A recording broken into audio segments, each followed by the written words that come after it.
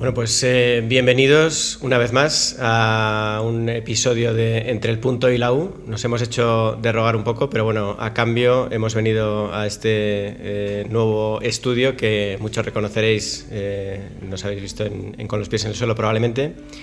Yo soy Gonzalo Urdiales, director de contenido en Urbanitae, y hoy me acompaña a mi derecha Sergio Arana, que es director de Real Estate en Urbanitae. Sergio, bienvenido y gracias. ¿Qué tal, Gon? Muchas gracias. Un placer volver a estar aquí, en el mejor podcast que hay sobre inmobiliario en España. Creo, dicen.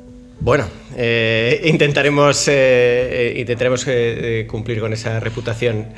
Y nuestro invitado de hoy es un viejo conocido de Sergio, conocido también de la casa en Urbanitae, Mario Villa, director general de Cabidel.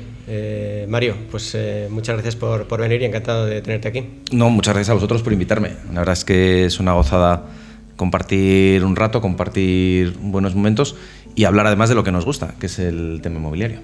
Muy bien. Pues si te parece, yo siempre suelo empezar un poco repasando la trayectoria del invitado, porque sabemos que hoy pues estás al frente de una de las promotoras más relevantes, ¿no? Desde luego de Valladolid y de Castilla y León, pero no era evidente o mirando tu trayectoria no estaba claro, ¿no? que fueses a acabar donde has acabado, ¿no? Entonces quería preguntarte, porque tú al principio estudiaste Economía y Derecho. Eso es, sí. Y en ese momento clave, cuando uno termina los estudios, ¿no? Empieza la universidad, ¿tú sabías qué querías hacer? ¿Tenías claro que ibas a acabar aquí? ¿Cómo fue tu proceso? No realmente. Al final, cuando uno arranca la carrera, pues tampoco sabe muy bien a qué se va a dedicar. Yo siempre tuve en mente el tema de la empresa familiar, el tema del emprendimiento, ¿no? Simplemente por nuestros orígenes. Es que mi padre pues ha sido toda la vida pues empresario en el sector de la construcción, en el sector de la promoción inmobiliaria. Pero bueno, al final los años, digamos, iniciales de la carrera profesional de cada uno son en muchas ocasiones un tiempo en el que decides a qué te vas a dedicar y no sales sabiendo qué es lo que vas a hacer realmente a futuro. Yo terminé Economía y terminé Derecho, como tú dices, en el año 2004, y tuve la inmensa suerte de poder trabajar durante unos 5 años en consultoría estratégica en McKinsey. Aquello fue una escuela brutal de gente tremendamente valiosa, de gente tremendamente profesional, y que te da además un rigor, una capacidad analítica y una capacidad de trabajo que es muy difícil conseguir simplemente con la formación universitaria, que puede ser muy buena, puede ser mejor, puede ser peor, pero hay otro tipo de cosas, que es aprender a trabajar, que solo se aprenden trabajando, ¿no? Ahí estuve, como digo, pues unos 4 años y medio, 5 años, y después pasé al sector de las telecomunicaciones. Trabajé 5 años en Vodafone también, gestionando equipos de operaciones. Esto, para mí, ¿qué significó? Bueno, pues significó saltar, de la teoría universitaria a la teoría de la consultoría a algo que puedes ver y tocar con las manos, es decir, que los problemas son reales y te afectan directamente. Una gestión de operaciones como tal, sea en el sector de las telecomunicaciones, en este caso más orientado a call center, en una gestora de parques eólicos, eso es un mundo muy real, ¿no? Y a partir de ahí, pues la verdad es que crisis, post-crisis, pues también mis padres se hacían mayores, es la verdad. Nosotros somos 6 hermanos y en ese momento no había ninguno de nosotros viviendo cerca de mis padres, y bueno, pues mi mujer y yo decidimos que era el momento de dar un paso a un lado en términos de carrera profesional, tal y como la podemos conocer habitualmente, en el sentido de pues ambición profesional, en el sentido de ir escalando en determinadas escalas, valga la redundancia, dar un paso al lado.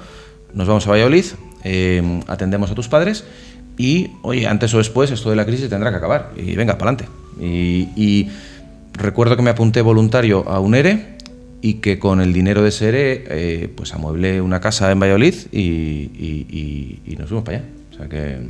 Te quería preguntar también por justamente esos años de crisis, porque si no estoy equivocado, Cabidel como tal se constituye en 2005 por ahí, ¿no? Pero claro, la trayectoria de la empresa familiar se remonta a los años 60. Eso es. A ver, nosotros, mis hermanos y yo, somos hijos y nietos de albañiles, ¿eh?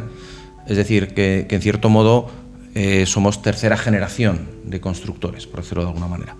Mi padre, pues como tantas otras personas en España en esa época, pues a finales de la década de los 50 pasa del pueblo a la ciudad y empieza a trabajar, ya digo, con su padre como albañil.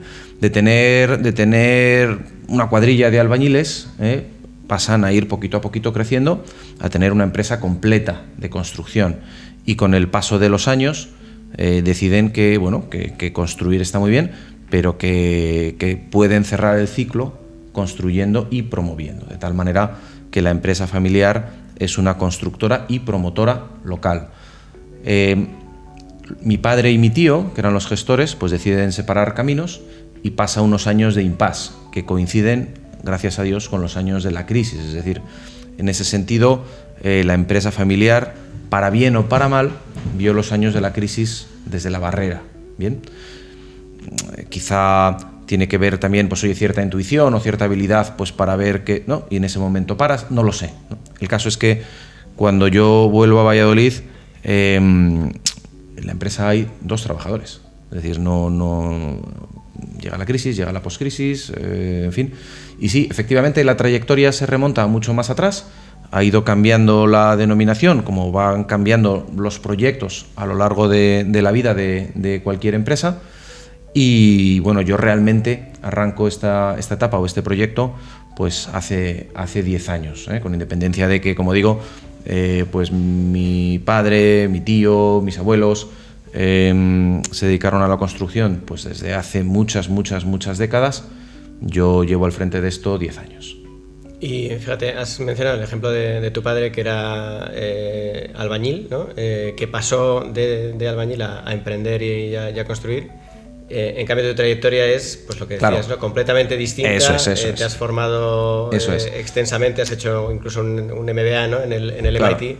Y yo también tengo la curiosidad de saber, oye, para dedicarse a la promoción inmobiliaria, de todas estas formaciones posibles, o sea, ¿qué es lo que realmente, o qué es lo más útil para un promotor o alguien que diga, oye, pues esto de la promoción a mí también me interesa? ¿Qué tendría que estudiar o qué es? ¿Hay una formación específica? ¿Hay algo que debería conocer necesariamente, o es más un aprendizaje en el momento en que te pones a...? Yo creo que las bases, es decir, el contenido solo se aprende trabajando. Es decir, aquí alguien me puede criticar, pero no conozco másteres inmobiliarios que de verdad, no lo sé, ¿no? Ahora, la capacidad crítica, el rigor analítico, la intuición comercial, ¿vale? Yo las aprendí en mi época de consultoría.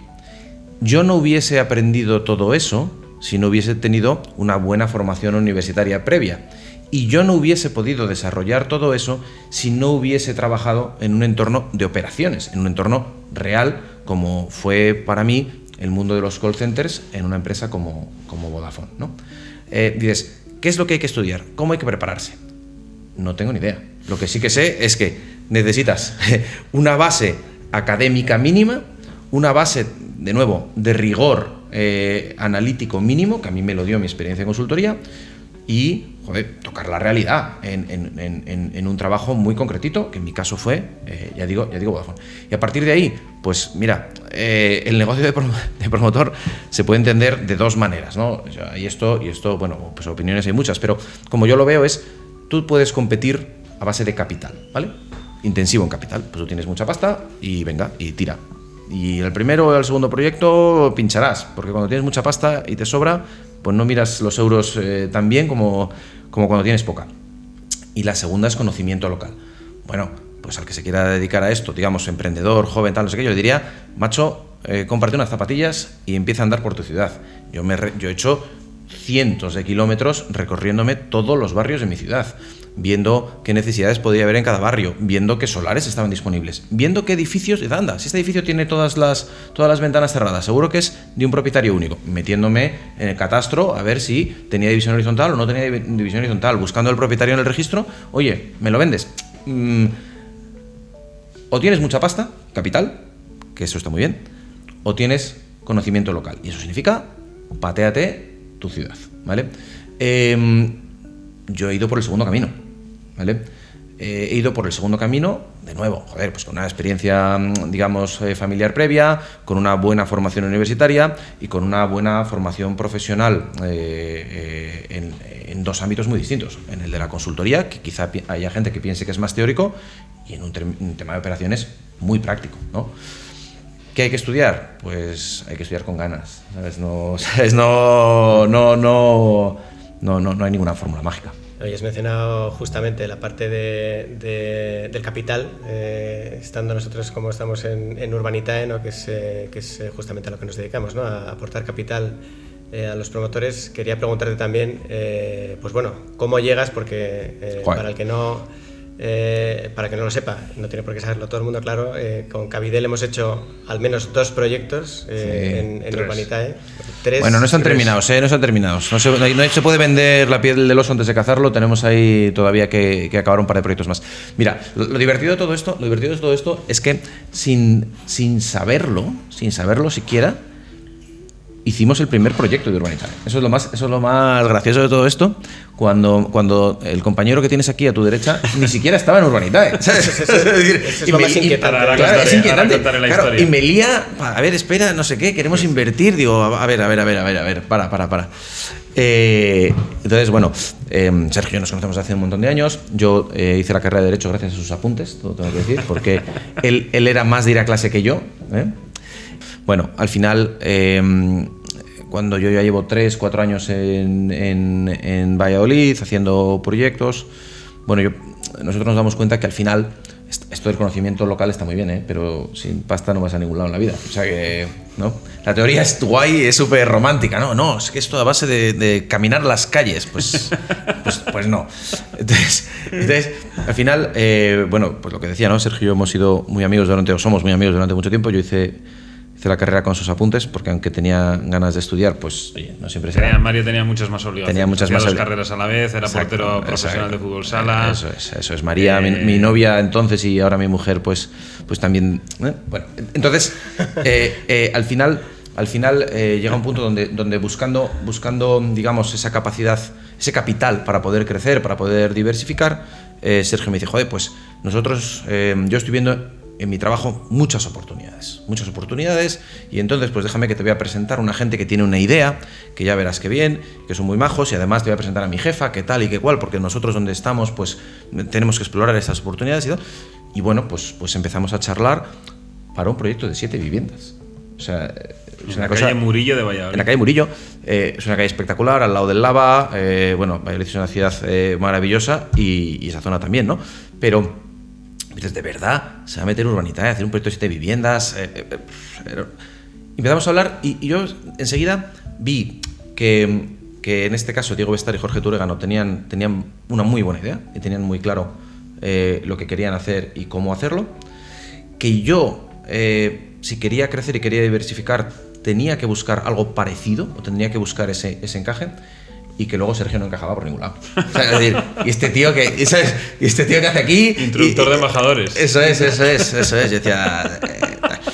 Y entonces, y efectivamente, al final, fue complicado el encaje, ¿o no? El encaje inicial fue complicadillo, pero sí, mira, yo llegué a Urbanitae a través de Sergio, porque en ese momento casó la necesidad que un promotor, vamos a decir, pequeño, puede tener de capital, con el apetito de inversión, ¿vale?, que necesita ser canalizado.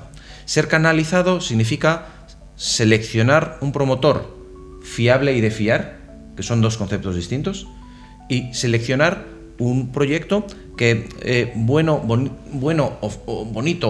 barato o feo, da igual, te dé una rentabilidad que te permita cubrir los riesgos que asumes, ¿no? En ese momento se dieron todas las circunstancias y luego, bueno, pues hemos seguido trabajando. Sí, efectivamente estamos ahora mismo en 3 promociones en Valladolid junto con inversores de Urbanitae. Antes de que Sergio cuente o su versión, por lo menos. Sí, exacto. Hay que dejarle que el derecho a réplica, ¿sabes? Que no encajaba. Estoy escuchando atentamente para contraatacar. Quería preguntarte, que algo has comentado ya con esto, ¿no? Pero trasladarte una de las preguntas que, aunque ya hemos respondido en muchas ocasiones, ¿no? Justamente una de las que más nos hacen en Urbanitae, que es, oye, pero los promotores, ¿qué necesidad tienen de ir a un sitio como Urbanitae si toda la vida han ido al banco y con eso les ha servido, ¿no? Bueno, hay 2 matices, ¿no? En primer lugar, tú necesitas capital también para poder diversificar y crecer, ¿vale? Y está muy bien, pero al final la capitalización de un proyecto incluye una parte de financiación bancaria, pero hay un hueco, hay un espacio de fondos propios que requiere el proyecto que el banco no te va a financiar, ¿no? Y no te hablo de la compra de suelo, te hablo y dices, oye, mira, este proyecto, el 20% de los fondos han de ser fondos propios y luego te financio lo que quieras. Bueno, pues fenomenal. Pero ¿y cómo llego yo al 20% de fondos propios? Yo tengo mi capital. Si pongo todo mi capital en este proyecto, lo saco adelante, pero entonces dejo de hacer otras cosas. Entonces pongo todos los huevos en la misma cesta, ¿no? Por eso un promotor pequeño o mediano puede tener necesidad de buscar capital en un sitio como Urbanitae, con independencia de la financiación bancaria. Además, necesitas alguien externo que te diga: ese proyecto me gusta, pero no tanto. Oye, ¿y has pensado esto? ¿Y has pensado esto otro? Necesitas alguien que cuide del capital. No sé si me explico. Porque si tú eres el encargado del capital, de la comercialización, de la construcción, ¿verdad?, al final acabas haciéndote trampas al solitario. Es decir, para mí, Urbanitae no solo me aporta capital, sino me aporta, bueno, pues una vuelta más de tuerca para hacer las cosas mejor, por no decepcionar a esos inversores. Me aporta una visión externa que me dice: oye, ¿has pensado esto? ¿Te has dado cuenta de esto otro? Me sirve además para ver qué otras cosas se hacen en España, ¿no? Es decir, lo que Urbanitae le aporta a un promotor pequeño o mediano, como es mi caso, no es solo capital. Y luego, me vas a disculpar, la financiación bancaria está muy bien. Urbanitae me aporta también cierta capacidad o cierta ilusión de independencia con respecto a los bancos. Porque el día que se pongan tontos, pues no les pido dinero a ellos. Esto con perdón para todos los bancarios que nos estén escuchando, pero bueno, es un hecho. Al final, la unión de capital de un promotor, como digo, con conocimiento local o con experiencia en el sector, en fin, con cierta trayectoria, con financiación bancaria, porque es necesaria y porque da mucho confort a los compradores de vivienda, y bueno, pues para eso están los bancos, con capital de inversores como los de Urbanitae, creo que es un mix ganador en muchos sentidos, ¿no? Yo no concibo proyectos ahora capitalizados al 100% por mí, ni financiados al 100% por el banco, porque de hecho el banco no financia nunca al 100%, ni capitalizados al 100% por Urbanitae, nosotros vamos a intentar buscar una estructura de capital donde todos nos sintamos cómodos. Es decir, yo como empresa familiar, el banco como entidad que va a financiar la construcción y los inversores de Urbanitae, que lo que van a querer ver también es que yo pongo piel en el asunto. Es decir, no, el 90% es Urbanitae y el 10% el promotor. Igual es mejor que el promotor ponga un 20, ponga un 30, ponga un 40. ¿No? Ya digo que esto es una opinión. Ojo, que vosotros como gestores o depositarios de la confianza de muchos pequeños inversores, pues estoy seguro que tendréis muchas maneras de trabajar y tendréis también enfoques probablemente más adecuados que el mío. Pero bueno, mira, yo creo es que en ese triángulo de entidad financiera, promotor e inversores, el papel de Urbanitae es fundamental, ya digo, no solo porque yo necesite capital, sino porque aporta muchas más cosas. Pues yo quería preguntarte también, porque has mencionado antes un poco de pasada lo de promotor fiable y de fiar. Si no ha quedado muy claro, aunque nos hacemos una idea de qué hace falta para emprender, ¿no?, la actividad de ser promotor inmobiliario, te quería preguntar qué consideras tú que hace fiable y de fiar, en qué radica esa diferencia a un promotor inmobiliario. Porque venimos también, es verdad que hace muchos años, ¿no?, pero de una época justamente en la que, con la crisis y demás, que esa figura de promotor fiable parecía que estaba bastante en peligro de extinción, ¿no? Entonces, ¿cómo lo ves tú y qué caracteriza a un promotor fiable? Bueno, yo pienso que la gran mayoría de los promotores pequeños y medianos, que es lo que yo conozco, por supuesto las empresas grandes, no hay que decir más porque ya lo son. La gran mayoría son fiables y de fiar, ¿vale? Cuando yo digo fiables y de fiar, intento separar dos conceptos. El primero es la solvencia técnica y económica, ¿vale? Es decir, eso es ser fiable. Es decir, tú tienes capacidad, tienes balance, sabes de lo que hablas, ¿vale? Yo no soy albañil, ya os lo he dicho, mi padre era albañil, pero hombre, lo mínimo para saber lo que es un forjado, para saber lo que es una sala de calderas, o para conocer, en fin, cómo es el proceso de tramitación de una licencia, tengo que tener, ¿no? A eso me refiero con ser fiable, solvencia técnica y solvencia económica. ¿Qué pasa si vienen mal dadas? ¿Tienes capacidad para salir al rescate del proyecto o nos vas a dejar a todos aquí colgados? Eso significa fiable. Y luego de fiar entra ya una connotación más subjetiva, ¿no?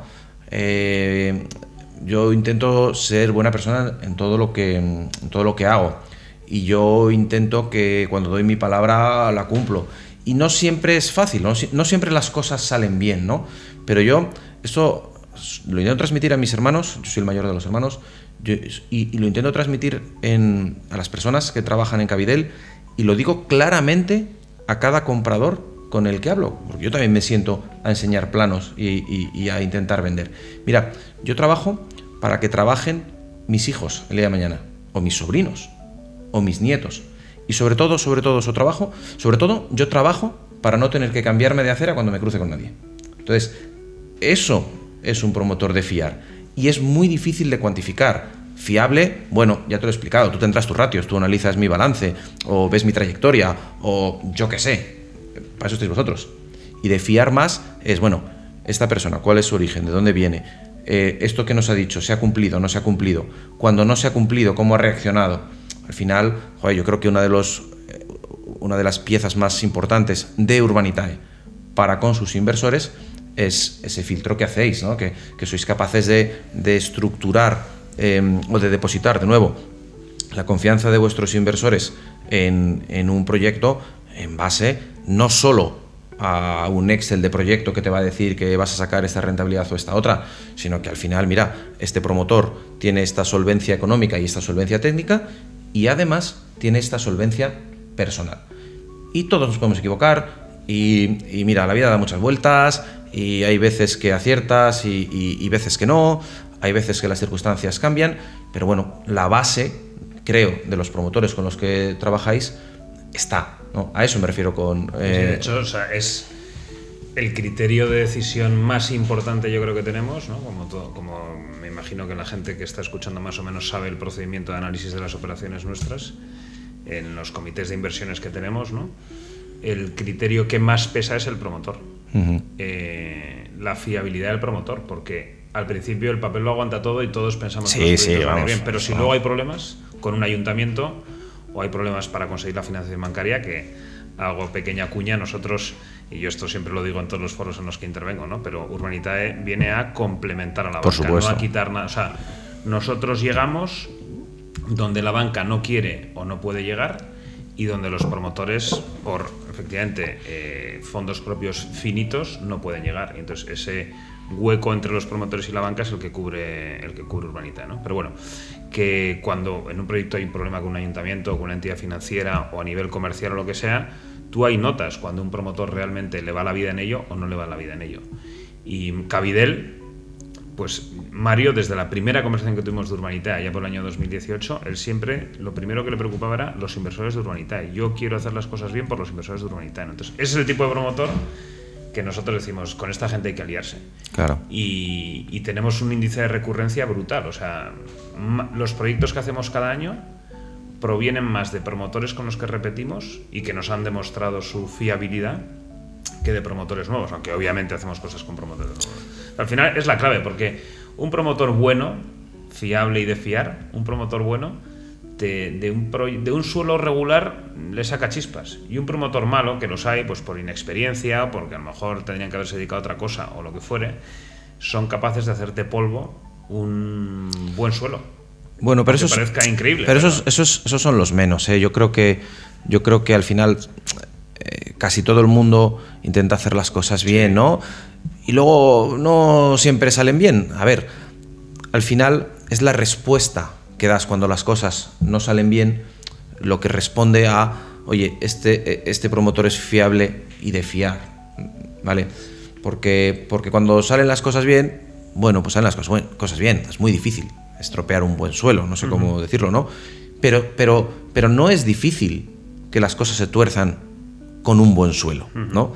Y es ahí donde yo digo, joder, pienso que los inversores de Urbanitae están yo tengo un porcentaje pequeñísimo, ¿no? del número de proyectos que tiene Urbanitae ahora mismo, o del capital que ahora mismo Urbanitae ha canalizado.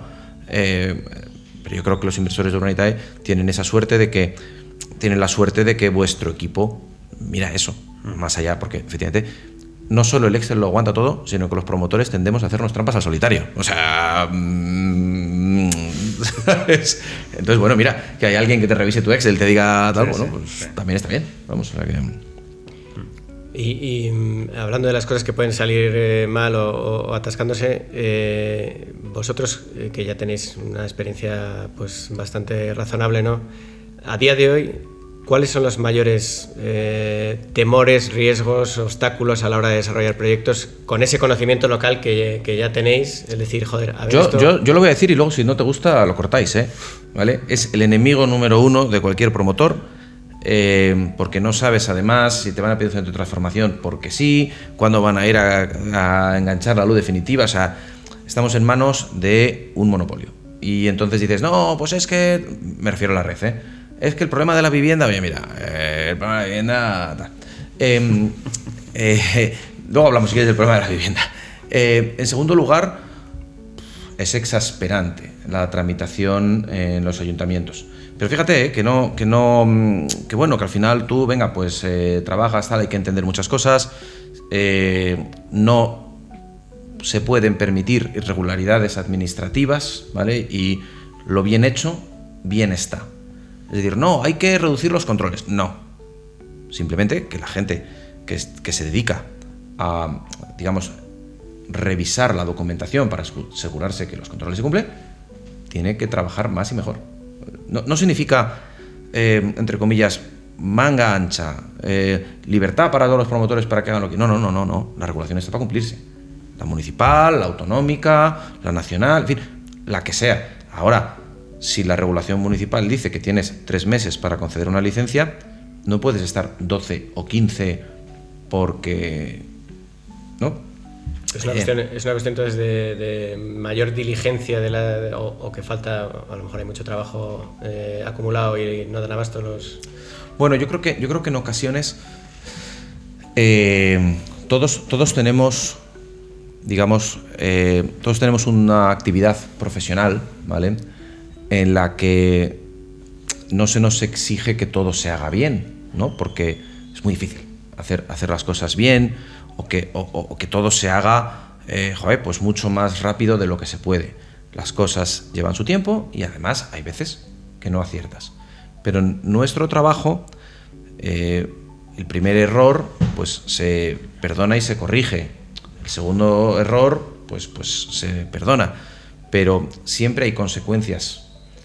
Cuando tu actividad está en manos de personas súper bien intencionadas, que lo intentan hacer lo mejor posible, que además no siempre tienen las mejores condiciones, vamos a decir, salariales dentro de la administración, pero cuyo trabajo o falta del mismo no tiene consecuencias, estás en una posición de desigualdad tremenda, ¿vale? Y ya digo, cuando yo tengo que trabajar, digamos, un proyecto o en este caso una licencia, hombre, nosotros siempre tratamos de tener el máximo respeto por las personas que han de vigilar el cumplimiento de la normativa, porque me parece importante. Y porque si no, esto sería pues una cueva de piratas, ¿vale? Lo que yo estoy diciendo es que no se trata dices, oye, eliminemos trabas administrativas. Sí, pero con que se haga bien lo que tenemos hoy, no sé si me explico, ya me vale. Y a eso me refiero, es decir, nosotros de la administración lo que necesitamos es que como mínimo cumplan sus propios plazos. Y no hagan más. No, vamos a hacer una nueva ley de vivienda. No lo toques, quieto. Simplemente haz tu trabajo y déjame a mí hacer el mío, ¿no? Ese es uno de los problemas que yo veo, dentro de mi actividad, dentro de tal. Déjame hacer mi trabajo, por favor. Si yo confío en ti, confía tú en mí un poco. Y no sé, ¿sabes? Eso es un poco la cosa.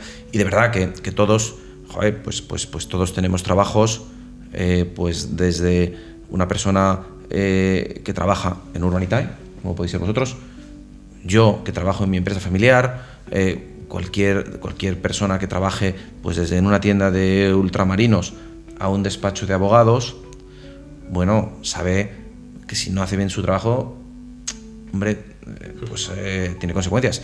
Claro, cuando quien tienes enfrente no tiene consecuencias porque no pasa nada, al final, y podemos hablar si quieres de por qué no se genera más suelo en España, por qué faltan viviendas, lo que quieras, ¿no?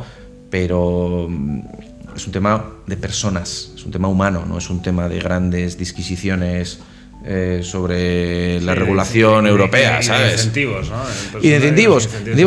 Pero dicho esto, y vuelvo a insistir, ¿no? Es decir, estamos hablando mucho de, o sea, la conversación se ha centrado a qué obstáculos ves, tal. Bueno, pues mira, la tramitación administrativa en ocasiones se convierte en un obstáculo, pero no porque las personas que trabajan allí, que son personas que van todos los días a hacer su trabajo lo mejor posible, quieran poner obstáculos, ¿no? Sino porque, bueno, no siempre salen las cosas bien y ya está, y eso es perfectamente comprensible. Ahora, que no haya consecuencias o que no haya incentivos para que salgan bien, eso sí es el problema. No las personas, ¿eh? Las personas como tú y como yo, pues tú no sales de tu casa por las mañanas a hacer las cosas mal o a meter el dedo en el ojo a alguien. No, tú intentas hacer tu trabajo lo mejor posible. Ahora, si cuando te equivocas no pasa nada o cuando no lo haces no pasa nada, pues se genera una dinámica, una cultura de pasotismo que hace que los proyectos no se tramiten, que hace que se construyan menos en España, que hace que haya menos oferta de viviendas y que hace que la vivienda sea más cara. Evidentemente no es el único factor que afecta al precio de la vivienda, pero vamos, ya te digo yo que es uno de ellos, sí.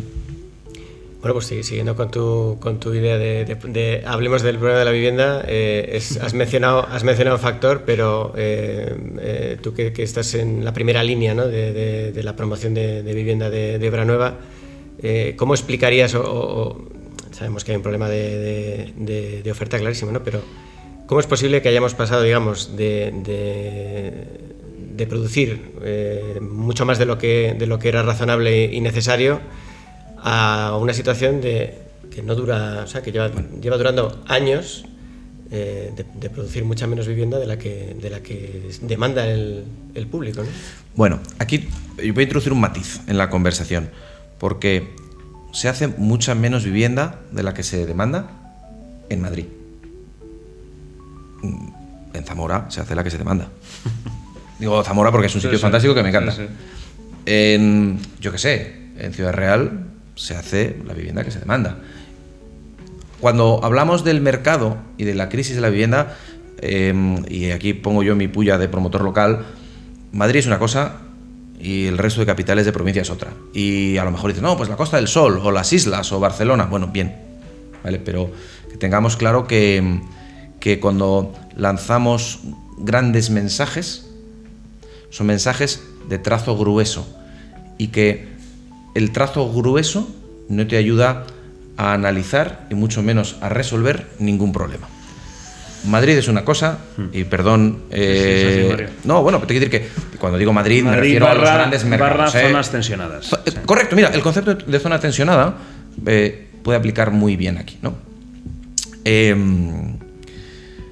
Efectivamente, puede haber falta de desarrollo de suelo. Bueno, pues si te das un paseo por cualquier capital de provincia, ves todavía solares vacíos. Y dices, joder, pues tal.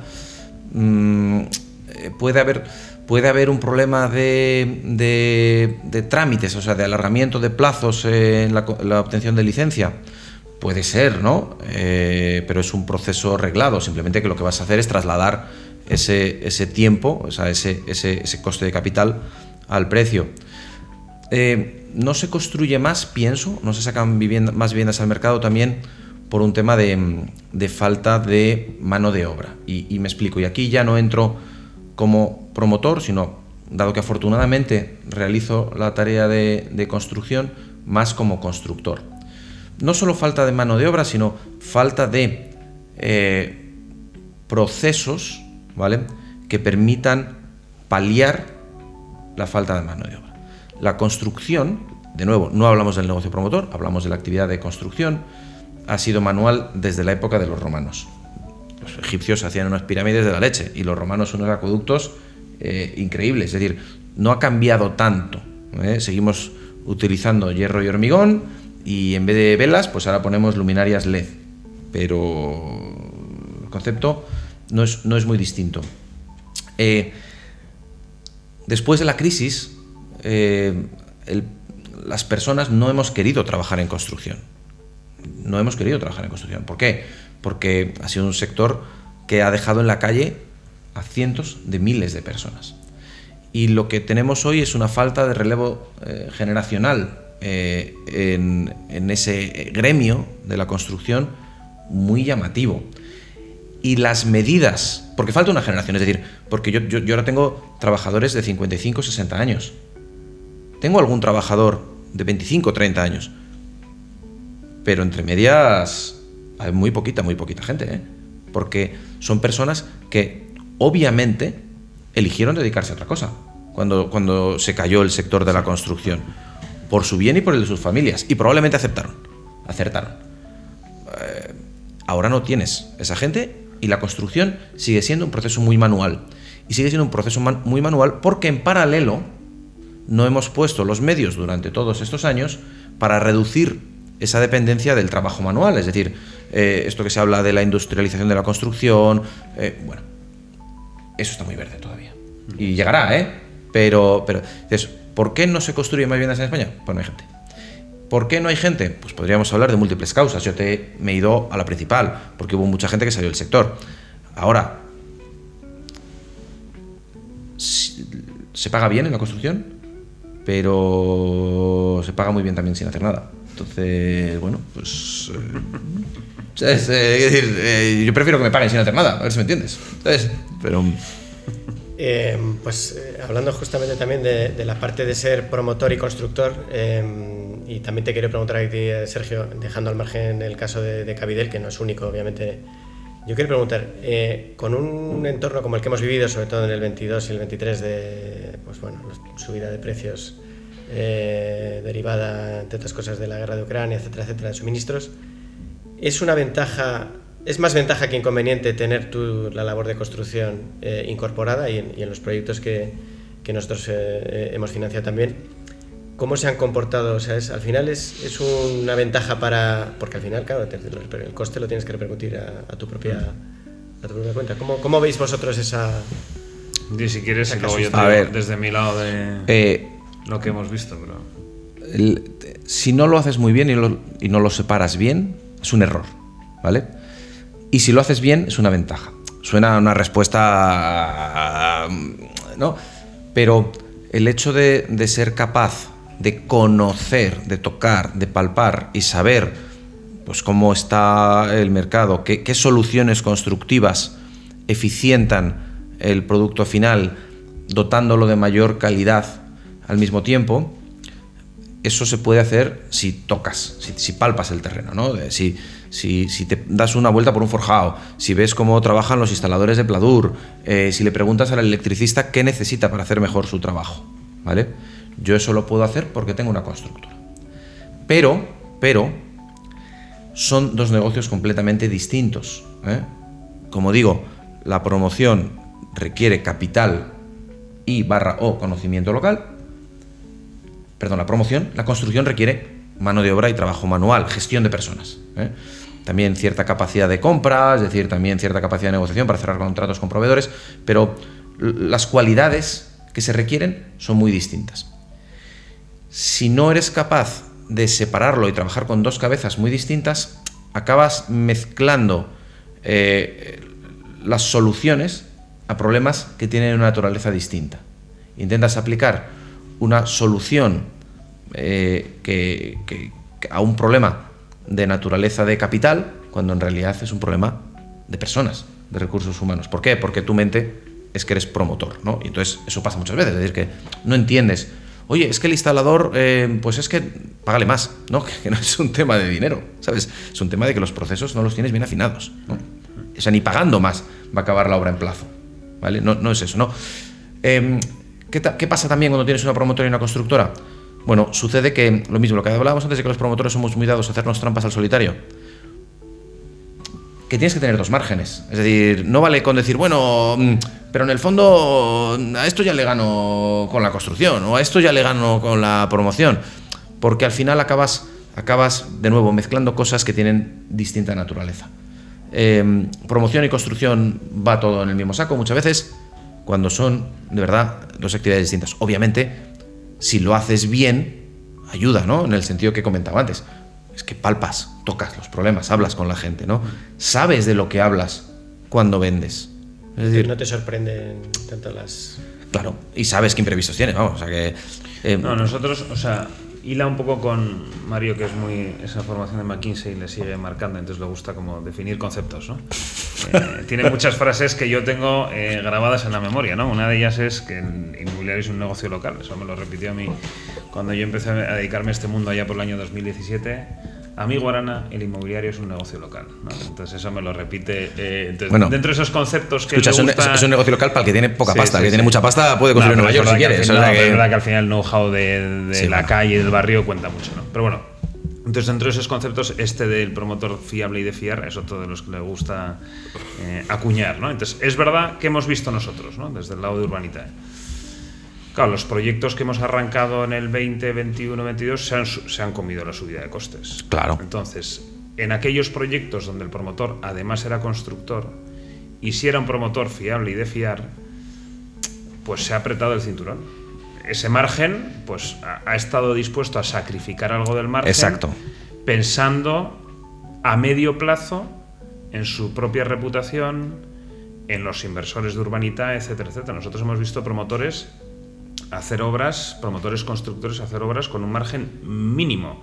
Hemos visto promotores que en este impasse de la subida de costes han renunciado a honorarios que les correspondían por contrato para que de alguna manera la merma en el beneficio del proyecto no solo impactara en los inversores, ¿no? O impactara menos en los inversores. Entonces, al final vuelve a ser lo mismo. ¿Te gusta trabajar con un promotor que sea constructor? Pues el razonamiento rápido es, te la va a colar. Bueno, te la va a colar si es un tío que no es de fiar, pero si es un tío que es de fiar y va alineado contigo, inversor, pues yo creo que tiene más ventajas que inconvenientes que el promotor sea también constructor, ¿no? En momentos malos, los promotores sí, a ver, lo que vas pasa... a buscar constructores y sufren, ¿eh? Y los constructores también son selectivos, dicen, con este promotor no. No, que no cobro. O si me insiste mucho, sí, pero le meto un sobreprecio. Entonces, si vas con un buen promotor / constructor, para nosotros, yo creo que si es de fiar, es una fuente de tranquilidad, o lo ha sido. Sí, pero de nuevo,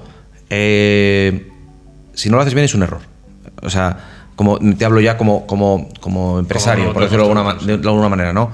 Es decir, son negocios distintos, separa los negocios, tienen riesgos distintos, intenta poner cortafuegos, ¿vale? Dentro de tu negocio, ¿no? Y además es que te requieren un esfuerzo de gestión distinto y una capacidad analítica distinta, es decir, y una cabeza fría a la hora de tomar decisiones distintas. Es decir, una persona, como puede ser nuestro caso, que tiene una promotora constructora, puede darse el caso de que compre un suelo, aunque sea malo, aunque sea caro, simplemente para tener ocupada a su gente de la construcción. Eso es un error gravísimo. Ya, pero sucede. Bueno, sucede de nuevo, porque aunque tener promotora y constructora tenga ventajas, esas ventajas tienen también mucho riesgo si no lo haces bien. A mí me funciona, pero yo estoy buscando la manera, de nuevo, de establecer cortafuegos y de tener parámetros de gestión muy distintos, ¿no? Yo estoy buscando, en cierto modo, manteniendo la propiedad de los dos elementos, por decirlo de alguna manera, estoy buscando la manera precisamente de separarlo, ¿no? Porque al final, yo se lo digo a mis niños, los calcetines con los calcetines, las camisetas con las camisetas. Pues estos son calcetines y camisetas. O sea, es un tema de orden también, ¿eh? ¿Tiene ventajas? Sí, pero ojo, que te puede llevar a tomar malas decisiones, ¿vale? Hay que saber gestionarlo muy bien para no caer en el error de que uno de los negocios alimente al otro y acaben siendo los dos una ruina, ¿vale? No... Y yo tengo una promotora y una constructora, o mejor dicho, yo gestiono, porque la propiedad no es mía, es de mis hermanos, porque mi padre trabajaba así. Si tú me dices ahora cómo lo harías, pues dices, oye, pues a lo mejor monto una promotora por un lado y monto una constructora por otro. No sé si me explico, porque y con las dos juegas, ¿no? Y las dos las equilibras, pero todo en el mismo saco tiene ventajas y tiene inconvenientes, ¿eh? Yo lo digo también, si hay personas que se dedican a este sector que están en una misma situación, bueno, pues estoy seguro que podrán dar argumentos a favor y en contra, pero que creo que todos vamos a estar de acuerdo en que tiene ventajas, tiene inconvenientes y que puede llevarte a tomar decisiones erróneas si no lo gestionas con cabeza fría. Otra cuestión es lo que a ti, de nuevo, como depositario de la confianza de inversores, te pueda generar el hecho de saber que, bueno, si este promotor además tiene una constructora, como mínimo te aseguras de que la obra se acabe. Bueno, eso es otra cosa. No te va a dejar colgada la constructora del tío con el que eres socio en el proyecto, vale. Pero, de nuevo, eso es una óptica de inversor, ¿no? Como empresario yo te digo, tiene ventajas, yo trabajo así, pero tiene también inconvenientes y riesgos que hay que saber gestionar. Oye, a lo largo de tu trayectoria en Cavidel, ¿no? ¿Hay alguna operación que te arrepientas de haber dejado pasar o que hayas dicho, joder, esto no he podido? O al revés, ¿te arrepientas de decir, no me tenía que haber metido en esto, aunque en tu... Joder, sí, claro. Fiable, lo has llevado a cabo? Claro, sí. A ver, ¿Y qué ha fallado? de lo general a lo particular. Yo cuando oigo, decía Sergio, ¿no? Frases acuñadas. No me arrepiento de nada, pues tú eres tonto. Pero es tonto. O sea, ¿cómo no te vas a arrepentir de nada? Es que todo lo haces bien. O sea, si no te arrepientes de nada, no puedes aprender, no puedes mejorar. Yo me arrepiento de muchas cosas, ¿no? Yendo de lo general a lo concreto. El arrepentimiento es bueno en concreto, porque te ayuda a reflexionar y a mejorar. Bueno, sí, yo he dejado pasar oportunidades por falta de ambición a la hora de buscar capital, precisamente. Joder, esto es demasiado grande para mí. Esto es demasiado grande. Joder, este suelo yo lo valoro en 5, pero me lo venden en 3. Entonces miras la cuenta y dices, pues si es que Mario, es que tienes en la cuenta 13.500 euros. ¿A dónde vas? Bueno, y luego dices, joder, podía haber buscado socios, podía haber hecho tal, podía haber negociado un pago aplazado, en fin, ¿no? En ocasiones hemos dejado pasar cosas, no sé si falta de ambición es la palabra, ¿no? Pero por exceso de prudencia, por decirlo de alguna manera. También te digo que de valientes están los cementerios llenos, ¿eh? O sea que, bueno, en este negociado también hay que ser prudentes. Y por otro lado, hemos tomado buenas decisiones que han salido mal, ¿vale? En las que el proceso de decisión ha sido lo adecuado, pero que comercialmente, por ejemplo, el proyecto no ha funcionado, ¿no? Y lo pasas mal, como promotor cuando ves que no vendes, ¿eh? Pero ¿y por qué? ¿Ahí dónde estaría el fallo? Es decir, pues si el proyecto está bien ideado... Bueno, no haber estudiado quizá lo suficiente el mercado, no haber quizá previsto, no haber estructurado bien el capital. Es decir, tú cuando tú marcas, además del capital que necesitas, tú también tienes un calendario de entradas y salidas de caja, ¿vale?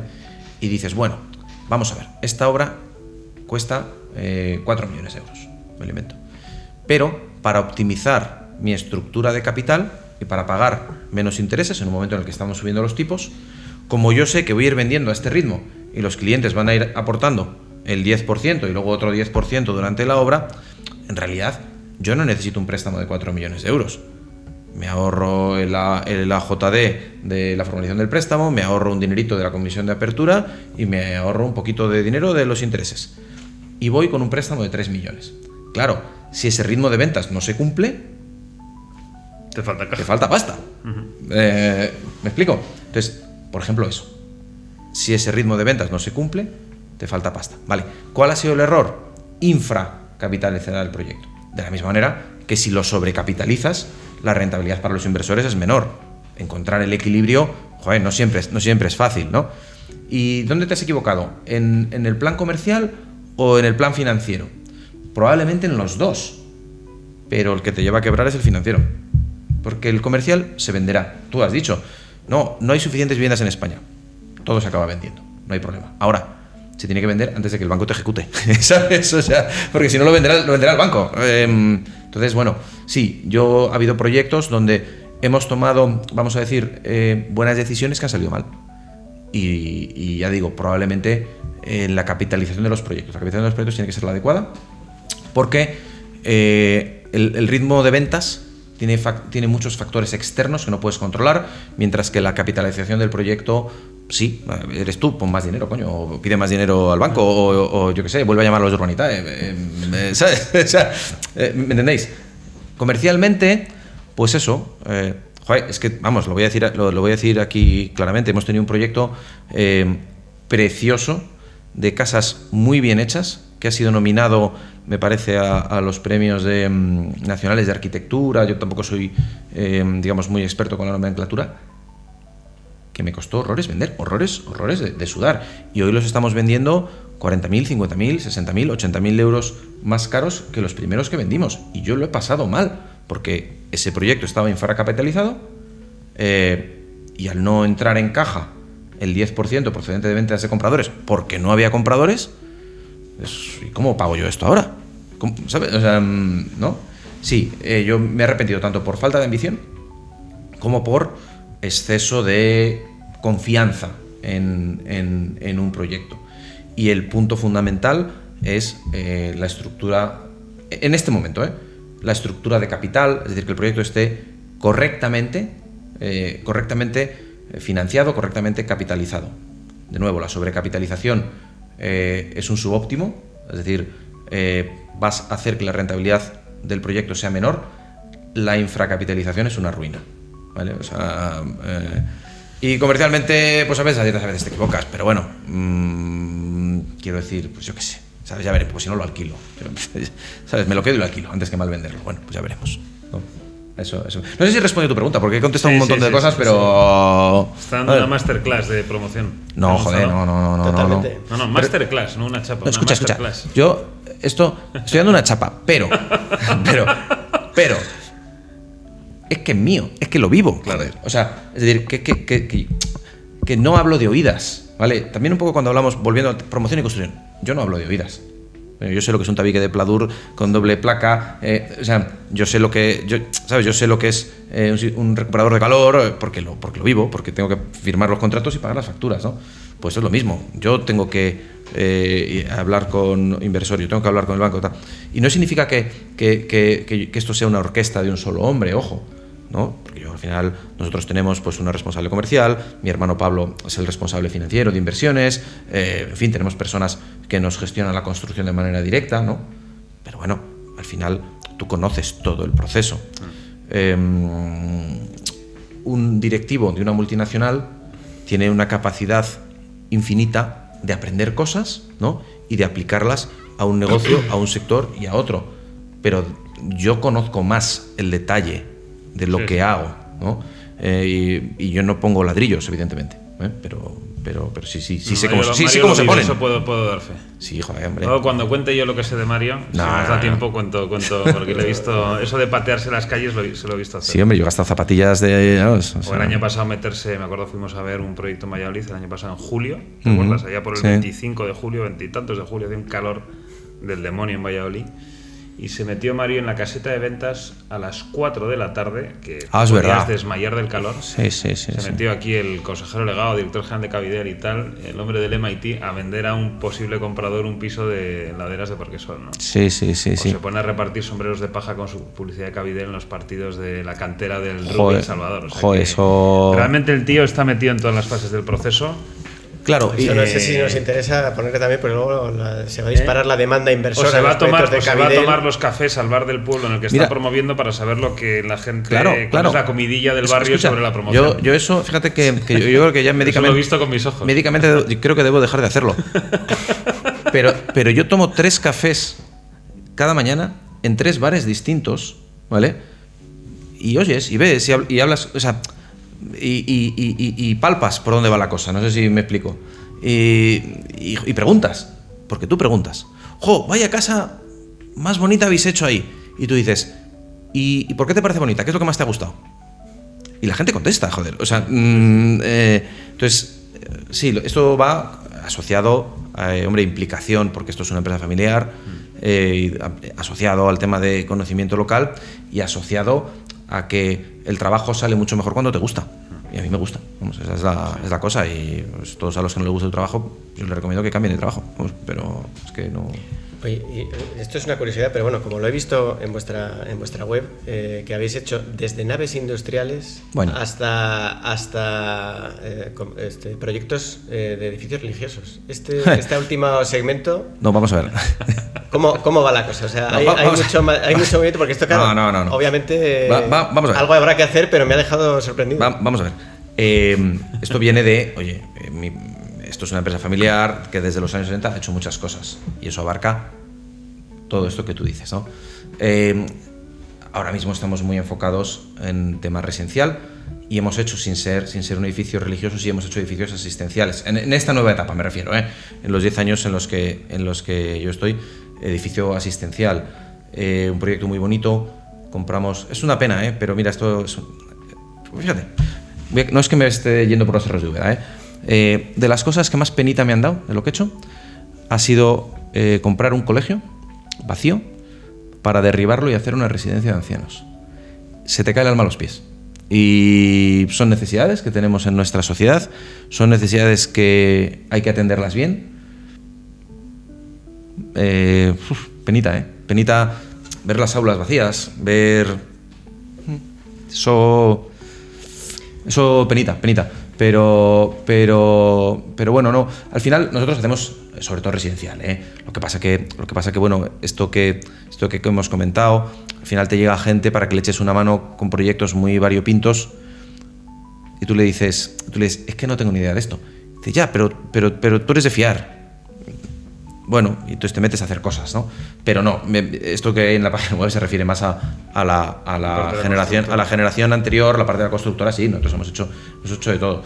Y mire, y os cuento este matiz también del colegio transformado en residencia de ancianos, en Valladolid, el antiguo colegio Niño Jesús, ahora residencia legado del Niño Jesús, que es un sitio espectacular, ¿vale? Donde tratan a todas las personas con el máximo cariño. Pues compramos el colegio porque nos llegó, bueno, habían cerrado el colegio, era una compañía de monjas radicada en Francia, y entonces, claro, yo ¿para qué quiero un colegio? No quiero un colegio para nada. No, bueno, se puede transformar. Y tengo un amigo, oye Mario, mira, Ramón, que también fue uno de los primeros inversores en aquel proyecto de Calle Murillo con Urbanitae. Oye, mira, me ofrecen esto, Ramón, para una residencia, tal, ¿tú cómo lo ves? Bueno, pues joder, en el centro de la ciudad, pues tal, no sé qué. Pero leyéndote los papeles, el colegio tenía 2 parcelas registrales. Una, el colegio como tal, un edificio dotacional, y el patio del colegio, que tú miras y dices, anda, coño, si es una parcela residencial. Y eso no lo sabes si no preguntas, si no te mueves, si no pisas, si no estás ahí.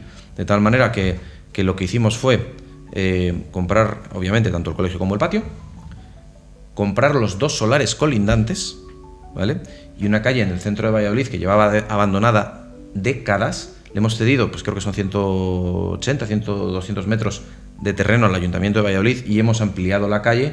Joder, ahora queda una cosa espectacular, dándole continuidad a un colegio antiguo que se estaba cayendo, con un patio de colegio que ahí no había nada, con 2 solares que llevaban como, voy a exagerar, vertedero, porque la gente tiraba cosas por encima de la tapia, 2 o 3 décadas. Duque de Lerma, ¿no? Calle Duque de Lerma, sí. Espectacular. El que quiera ir a Valladolid que lo vea. Calle Duque de Lerma, eso ha cambiado mucho y bueno, y la residencia es un sitio no solo bonito, sino cariñoso, con cariño.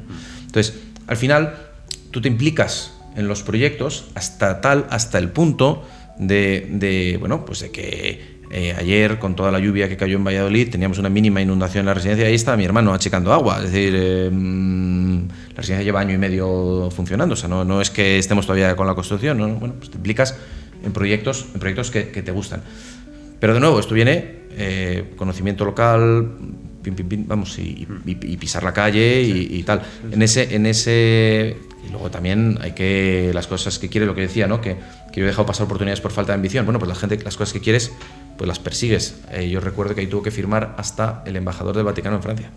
O sea, ¿y eso cómo se hace? Pues no tengo ni idea, pero claro, yo me acuerdo, eso fue muy divertido porque el notario dice, bueno, quiero ver los estatutos, a ver si pueden vender o no.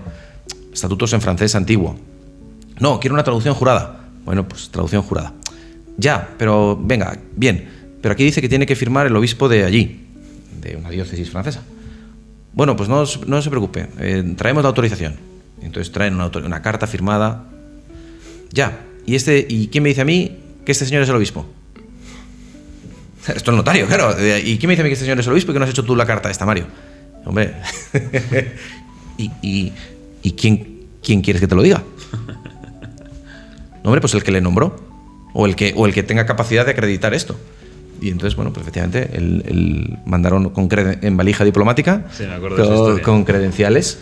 Yo, fulanito de tal, obispo de no sé dónde, yo, fulanito de tal, nuncio del Vaticano en Francia, certifico que fulanito de cual es obispo de esta diócesis. Entonces, digo que al final eso pues también es divertido, o sea, también te entretiene, o sea, que yo me divierto mucho con estas cosas, con eso y con repartir sombreros en los partidos de rugby.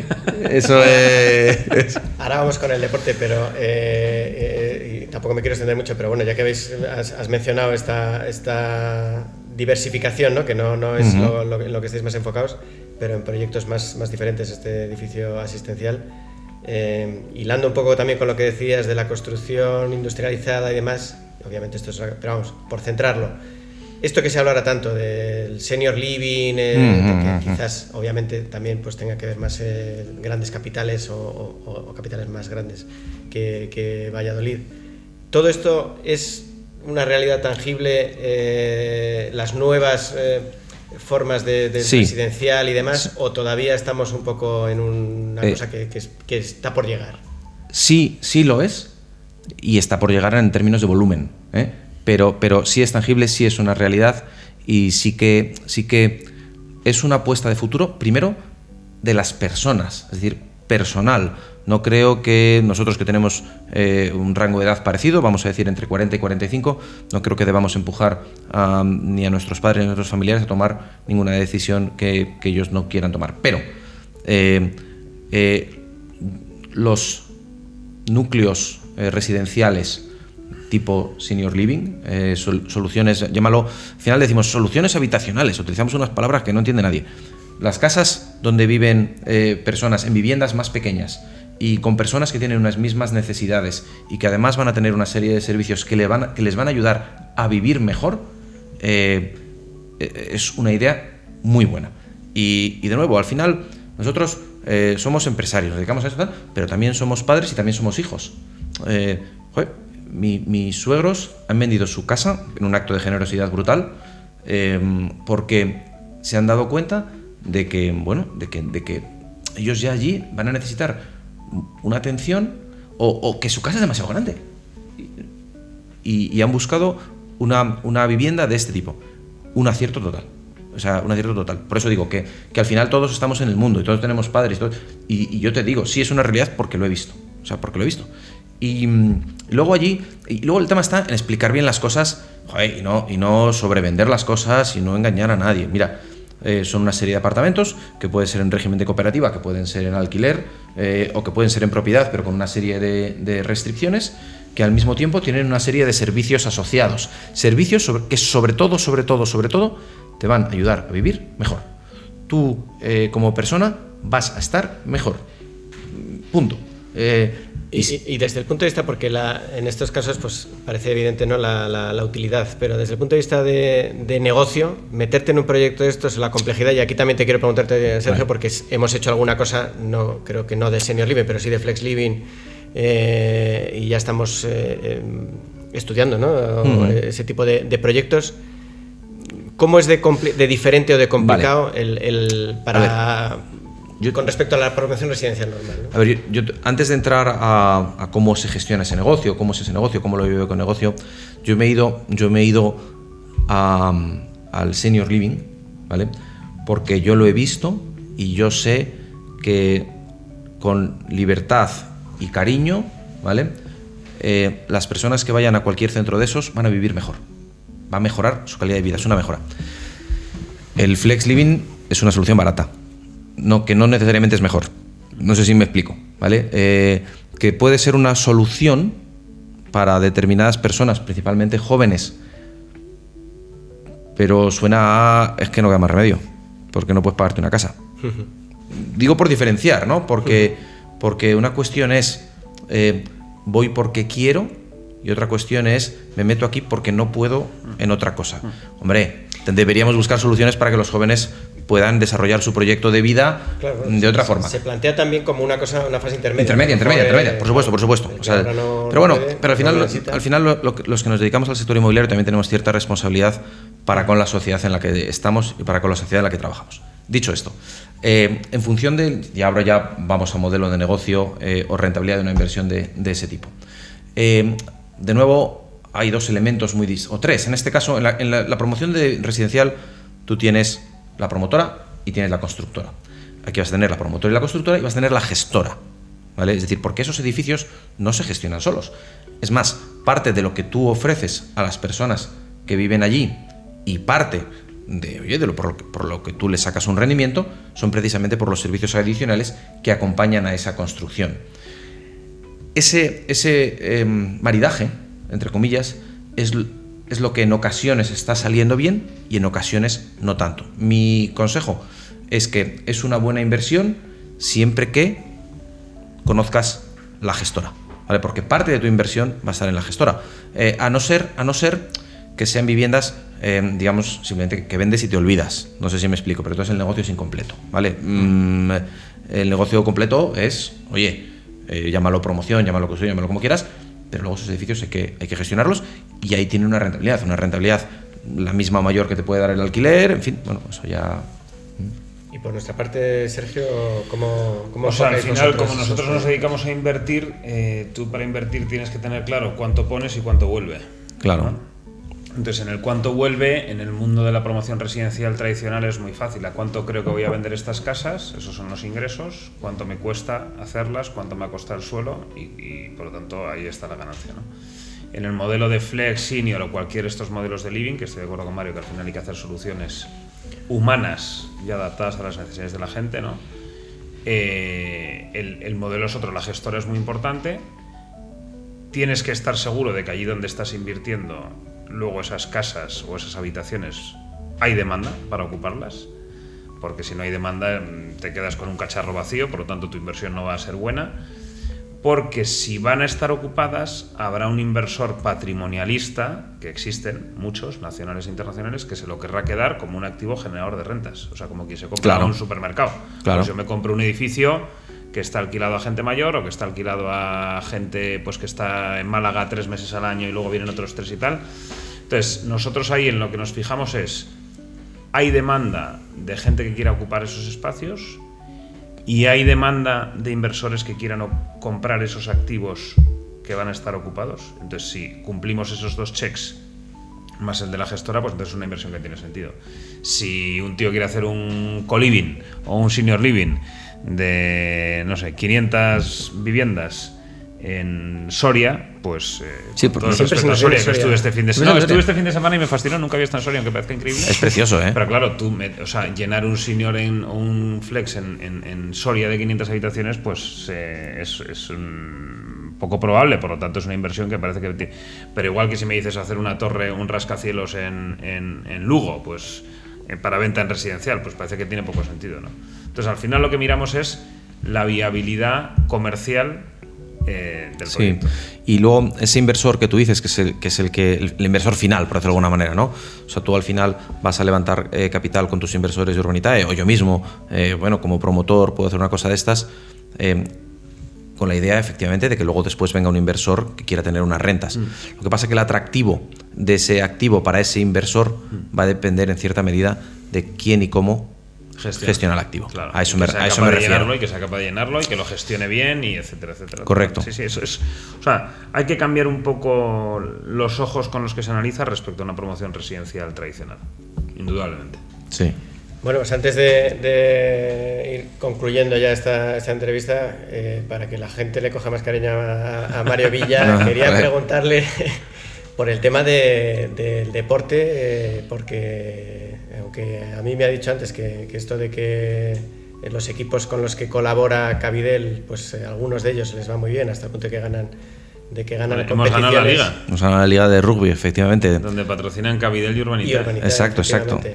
Eso no es para él lo primordial. Pues cuéntanos un poquito esto, de dónde viene, tus andanzas también, muy bien, porque yo os cuento. Por ahí viene también... Y antes de que nadie me tire de las orejas, no solo hemos ganado la Liga, sino que se ha ganado la Liga y la Copa de la Reina en categoría femenina y Correcto. La Liga y el subcampeonato de Copa del Rey en categoría masculina. Es decir, porque el deporte femenino no solo existe, sino que además merece ser reconocido. Es decir, cuando hemos dicho hemos ganado la Liga, aquí falta algo.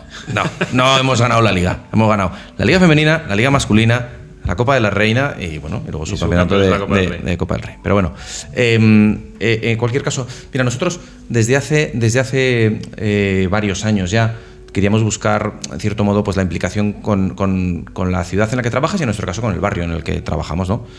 Y hicimos varios proyectos en un mismo barrio y bueno, por unas circunstancias u otras se puso en contacto con nosotros el club que tiene su sede, Club de Fútbol, que tiene su sede en ese barrio, que también sería una historia que daría mucho que hablar porque está fundado en 1942, es el segundo equipo más antiguo de Valladolid y sus colores y el escudo son los del Betis de Sevilla. Y decía, a ver, esto no he entendido nada. Yo lo he visto y también me queda perplejo. Es acojonante, o sea, es acojonante. Lo mires por donde lo mires, es acojonante. El Betis Club de Fútbol, ¿no? Y entonces, bueno, pues efectivamente nos contaron un poquito su proyecto. La verdad, vimos que tenían muchísimos niños, ¿no? Y yo decía, joder, pues a mí el fútbol me gusta, pero se me hace un poco bola, ¿sabes? Patrocinar un equipo de fútbol. Pero luego dije, joder, al final, ¿qué es lo que yo quiero? Bueno, pues mira, yo quiero que mis hijos hagan deporte y yo quiero que haya clubes deportivos con entrenadores suficientemente, vamos a decir, capacitados como para poder dejar en sus manos a mis hijos, ¿no? Y que además, bueno, pues cubran una necesidad que muchas cosas tenemos los padres de familia, que es ¿qué hago con el niño toda la tarde? O sea, con el niño o con los niños, ¿no? Y en ese sentido dijimos, mira, vamos a hacer una cosa. Dime cuántos niños tienes, dime qué necesitas y dime qué me ofreces a cambio. Y pasamos a patrocinar a los niños de ese club de fútbol, ¿no? Y fantástico, Betis Club de Fútbol. Que por cierto, se está jugando este fin de semana el ascenso a Tercera Federación, su equipo senior, y el equipo juvenil a Liga Nacional Juvenil. Qué bien. Sí, bueno, los proyectos se trabajan y esta gente trabaja bien. Bueno, eso es una cosa muy menor, es una cosa, bueno, pues muy de barrio, para entendernos, ¿no? Tenemos ahí las oficinas, bueno, pues ya está. Y sobre todo que al que pide se le dará, por decirlo de alguna manera. Oye, pues ha venido esta gente, te ha contado su proyecto, ha pedido, pues ¿por qué les vas a decir que no cuando evidentemente hay que acotarlo? Ahí llegamos a hacer unas cosas súper chulas, que era gente, chavales, niños, que llevasen más de 5 años en el club y que trajesen las notas y hubiesen aprobado todas, tenían un cheque de Cabidel, una beca y tal, y bueno, eso es una gozada, ¿eh? Intentar, bueno, que les premiar el esfuerzo dentro y fuera del campo, ¿no? Creo que era el lema o el eslogan que teníamos en ese momento. Y luego, a partir de ahí, empezamos a colaborar con otras iniciativas con ese enfoque. Es decir, iniciativas que fomenten el ocio saludable para los jóvenes de nuestra ciudad y iniciativas que fomenten la transmisión de valores a través del deporte. Y es más, vamos a decir, responsabilidad social corporativa que marketing, que publicidad, ¿no? Pero a medida que han ido pasando los años, empezamos a colaborar con la Escuela de Atletismo de Isaac Viciosa, que es un fenómeno y sus chavales son fantásticos. Empezamos a colaborar también con una escuela de fútbol muy pequeñita, Vida Academy, y como habéis comentado, oye, pues yo no juego al rugby en la vida, eso que quede claro, yo era futbolero, pero bueno... de la cantera del Valladolid. De la cantera del Valladolid. Pero nos llegó un amigo además, porque nos contó que en su club de rugby tenían un equipo de discapacitados, un equipo de rugby inclusivo. Sí, mira, pues la verdad que esto es muy complicado, pero esto empezó porque algunas personas del club pues necesitaban, hasta llámalo terapia si quieres, ¿no? O sea, eso, vamos, es buenísimo, sensacional, todo a base de voluntarios, o sea, un proyecto increíble, ¿no? Y nos han invitado a participar al Mundial de Rugby de esta disciplina, ¿no? Y esto cuesta 24.000 euros. Y 12.000 los pone el club y estamos buscando un patrocinador no, al revés, costaba 48.000 euros. 24.000 los pone el club y hemos buscado un patrocinador de 24.000 euros. Mi respuesta es, tío, 24.000 euros es mucha pasta. Dice, no, para. Como ya nos hemos dado cuenta, hemos hecho un puzzle con 12 piezas de 2.000 euros. Entonces, que si nos ayudas, que si me compras una pieza de ese puzzle. Bueno, pues fenomenal, fantástico. Creo que fueron el único equipo de España, seguro, vamos, pero probablemente todos los que participaron, que llevaron equipo en categoría femenina y masculina, ¿vale? Pensad lo que es rugby inclusivo. Y bueno, pues oye, pues mira, esto ha salido muy bien, mira, fenomenal, aquí están las fotos. Oye, digo que para el año que viene, que si nos podías ayudar con... Digo, mira, yo sé que por ese dinero, ¿vale? Vas a poner mi logo en tamaño mínimo en el lateral izquierdo de la manga. Puede ser muy claro, no me interesa nada.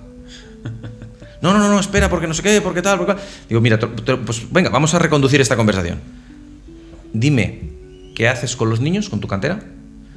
Dime qué necesitas, ¿vale? Y dime qué me ofreces a cambio. Respóndeme a estas 3 preguntas. Si eres capaz de responderme a estas 3 preguntas, llegaremos a un acuerdo. Y además les explicaba, mira, ese tipo de deportes semiprofesionales, ¿vale? Que en Valladolid el rugby tiene fuerza. Te vas a gastar el dinero del patrocinio en traer a un neozelandés que va a durar aquí 2 años, no le vas a poder pagar y vas a quebrar. Si es que esto se ha visto 1000 veces, joder, que te vas a gastar el dinero en fichajes que además no te sirven para nada, se va a llevar la pasta y te vas a quedar otra vez con una cara tonto que... Entonces, no, ¿vale? No. Mi dinero va para tu cantera. Punto. Y entonces ellos me explicaron el proyecto de cantera. Y es una maravilla. Nosotros llevamos 3 años, esta es la 3ª temporada, y os puedo decir que en la final de liga han participado de 15, que es un equipo de rugby, más los que están en el banquillo. Joder, pues si no me equivoco, 13 jugadores eran de la cantera, 13 jugadores que han sido niños.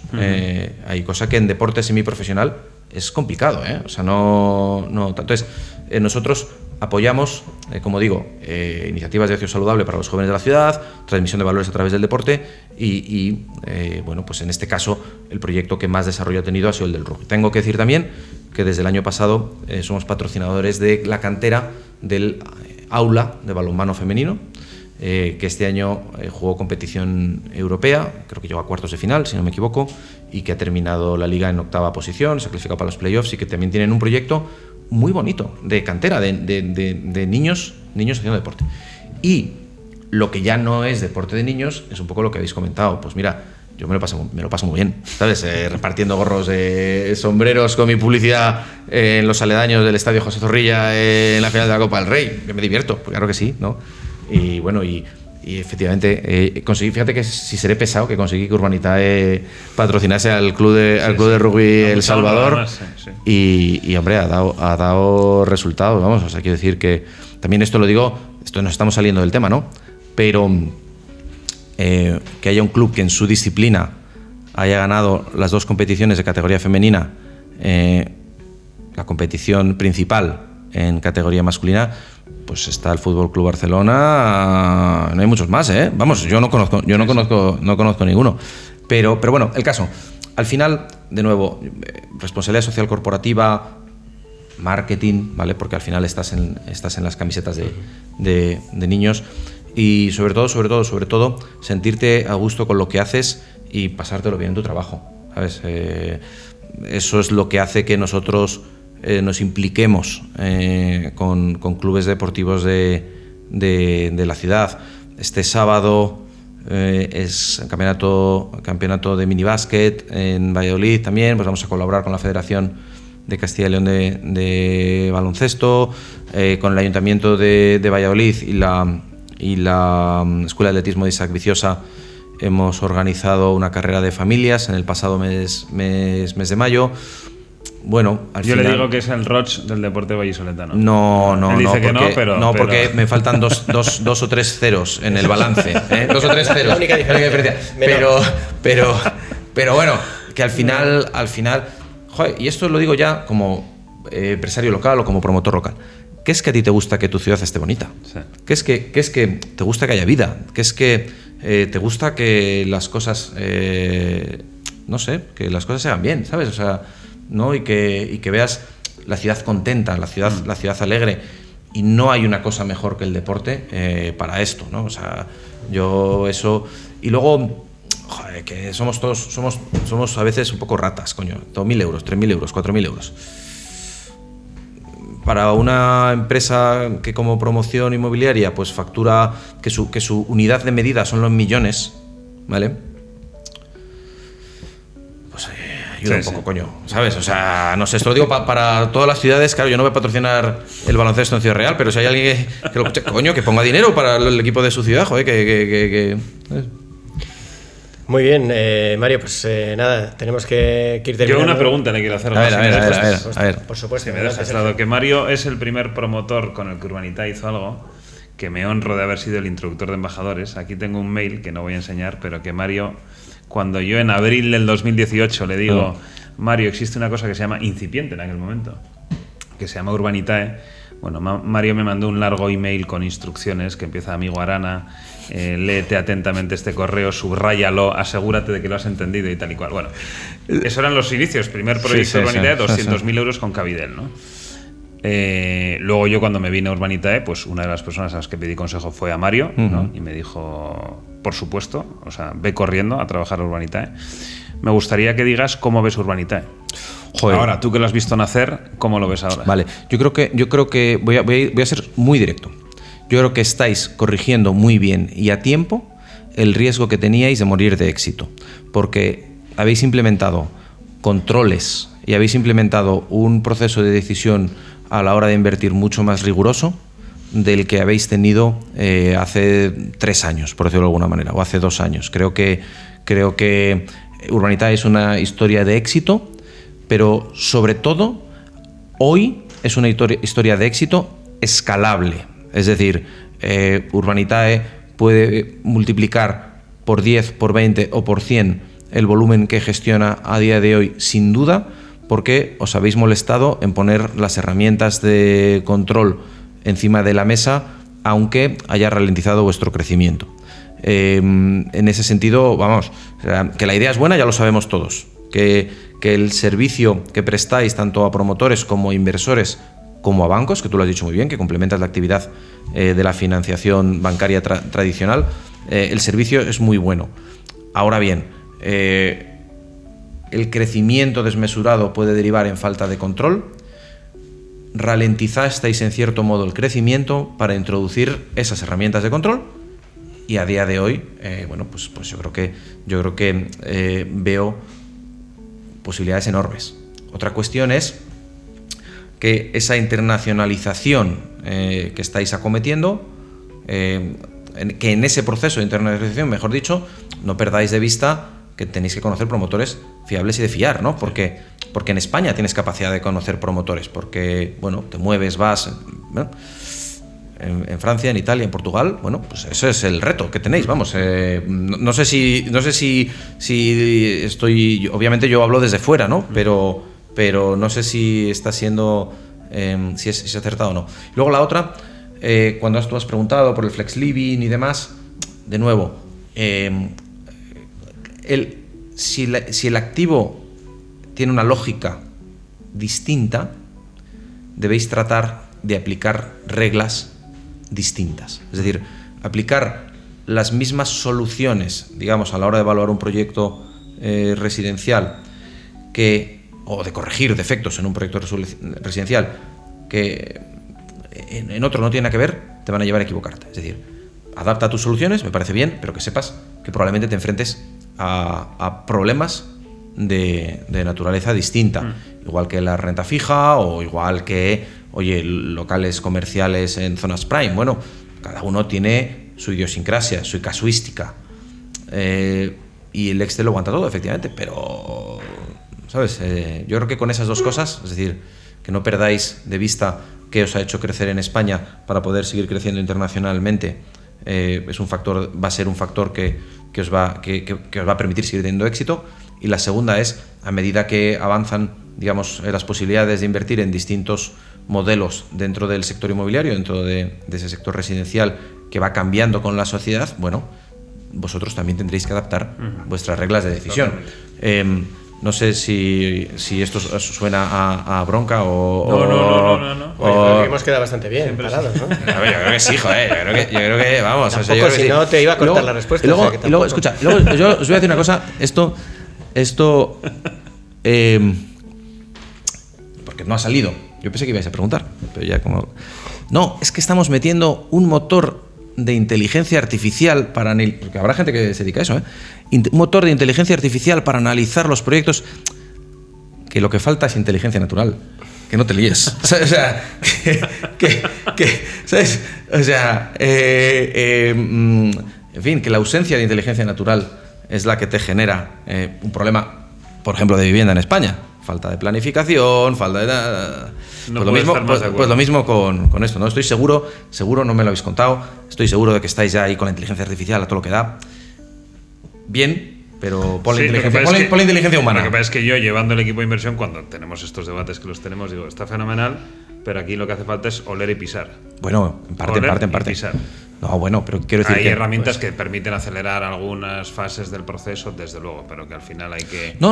Hay que mirarle a los ojos y hay que pisar el suelo. Vamos a ver, la inteligencia artificial es un elemento que debe ser incorporado a todos o casi todos los procesos, digamos, empresariales o incluso a procesos que nos afectan a la vida diaria.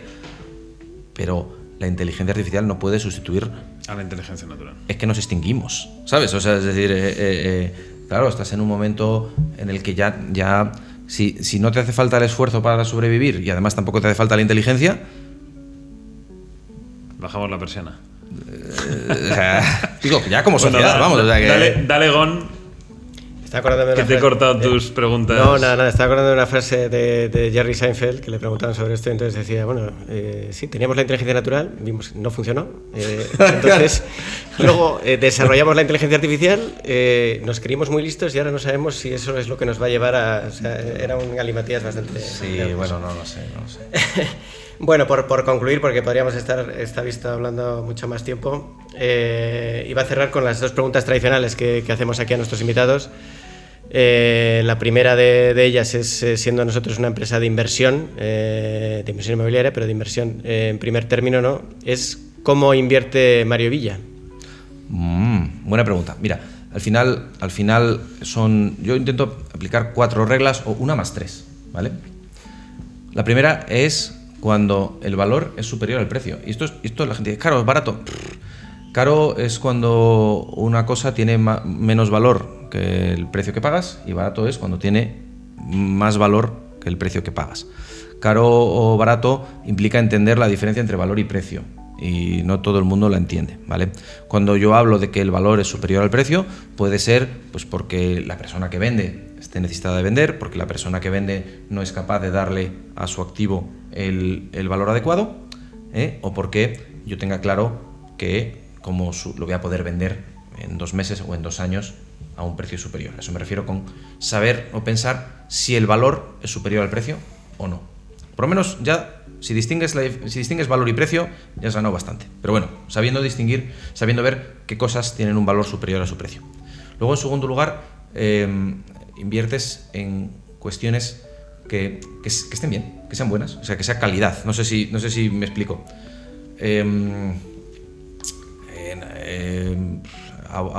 ¿Cómo decirlo sin que suene mal? ¿Estiércol muy barato? ¿Ponme 1 tonelada? No, porque es estiércol. No sé si me explico. Es decir, el fundamento de lo que estás comprando, sea acciones en bolsa o sea un solar, el fundamento tiene que estar bien, ¿no? La segunda cuestión es que tenga posibilidad de crecimiento, ¿vale? Por eso, cuando me habéis preguntado cómo veis a Urbanita, yo me he ido rápidamente al crecimiento, ¿no?